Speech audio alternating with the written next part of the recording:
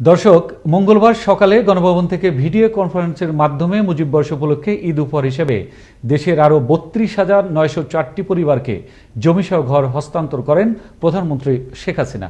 দেশের বিভিন্ন জেলা উপজেলা প্রশাসনের ঊর্ধ্বতন কর্মকর্তারাও এই সময় ভিডিও কনফারেন্সে সংযুক্ত ছিলেন। ঘর হস্তান্তরের আরও খবর থাকছে ডেস্ক রিপোর্টে। মুজিব বর্ষে সকলের জন্য আশ্রয়ের অংশ হিসেবে তৃতীয় পর্যায়ে দেশের ৩২,৯০৪টি পরিবারকে জমিসহ ঘর হস্তান্তর করলেন প্রধানমন্ত্রী শেখ হাসিনা। মঙ্গলবার সকালে গণভবন থেকে ভিডিও কনফারেন্সে যোগ দিয়ে ঈদের উপহার হিসেবে এসব ঘর হস্তান্তর করা হয়। এরই পরিপ্রেক্ষিতে ব্রাহ্মণবাড়িয়ার প্রধানমন্ত্রীর ঈদ উপহার হিসেবে তৃতীয় পর্যায়ে ঘর পেল ৩৬৫টি ভূমি ও গৃহহীন পরিবার।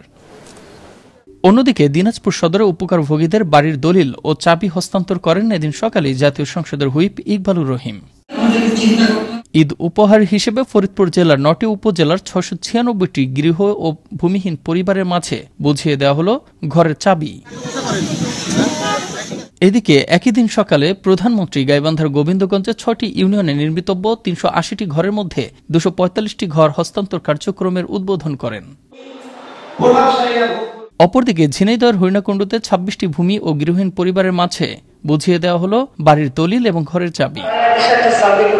টাঙ্গাইল জেলার ৩০৯টি গৃহহীন পরিবারের মাঝে হস্তান্তর করা হয় জমিসহ নতুন ঘর। সারা দেশের মতো গাজীপুরের কালিয়াকৈরেও ৬০টি ভূমিহীন ও গৃহহীন পরিবার পেল জমিসহ ঘর। মঙ্গলবার সকালে গণভবন থেকে ভিডিও কনফারেন্সের মাধ্যমে চাঁদপুরের কচুয়ায় ২০টি গৃহহীন ও ভূমিহীন পরিবার লাভ করে প্রধানমন্ত্রীর ঈদ উপহার জমিসহ ঘর।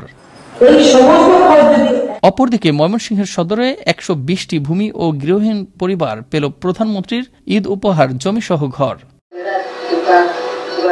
মুজিব বর্ষ উপলক্ষে প্রধানমন্ত্রীর ঈদ উপহার হিসেবে নওগাঁয় জমিসহ ঘর পেল ৫৪০টি ভূমি ও গৃহহীন পরিবার।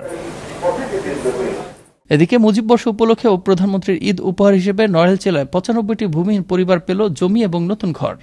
ভালোবাসতে চায় না।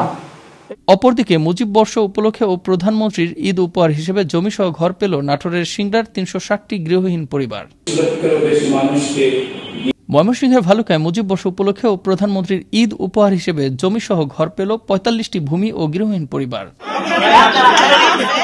সারা দেশের মতো ভোলা জেলায়ও জমিসহ ঘর পেল ৭০১টি গৃহ ও ভূমিহীন পরিবার। জাতির পিতার স্বপ্ন বাস্তবায়নেই মানুষের ঠিকানা নিশ্চিতে সরকার এসব কাজ করছে বলে জানিয়েছেন ভিডিও কনফারেন্সের মাধ্যমে প্রধানমন্ত্রী শেখ হাসিনা। মোস্তফা কামাল তোহা, আনন্দ টিভি, ন্যাশনাল ডেস্ক।